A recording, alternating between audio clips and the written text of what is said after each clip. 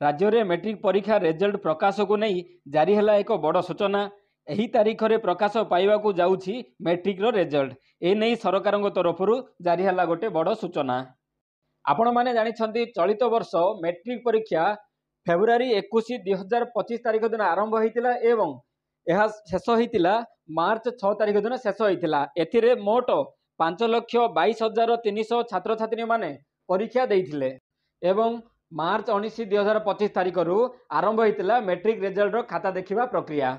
शिक्षा विभाग बड़ घोषणा सूचना अनुजाई मे प्रथम सप्ताह बाहर मैट्रिक रिजल्ट एवं आपण माने रिजल्ट देखा नहीं गोटे वेबसाइट जारी होती जहाँ हूँ odisharesult.nic.in बा bscodisha.ac.in यही दुईटी वेबसाइट माध्यम आपण माने निज मोबाइल रे रिजल्ट आपणकर जानीपर। आपण माने रोल नंबर एवं डेट ऑफ बर्थ माध्यम निज मोबाइल रे निजे आपण मानकर रिजल्ट देखिपारे। यह समस्त सप्लीमेंट्री देइथिबा छात्र छात्री माने मध्य एही डेट दिन आपण मानकर रिजल्ट देखिपारे। सेमानकर मध्य सेम डेट रे रिजल्ट बाहरिबो।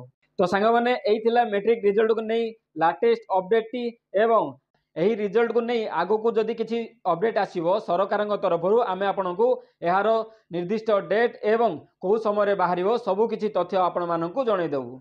आशा करूची आपण मानकु ए वीडियो भल लागिथिबो। जदि भल लागिछि गोटे लाइक करिवे, शेयर करिवे एवं सब्सक्राइब करिवे।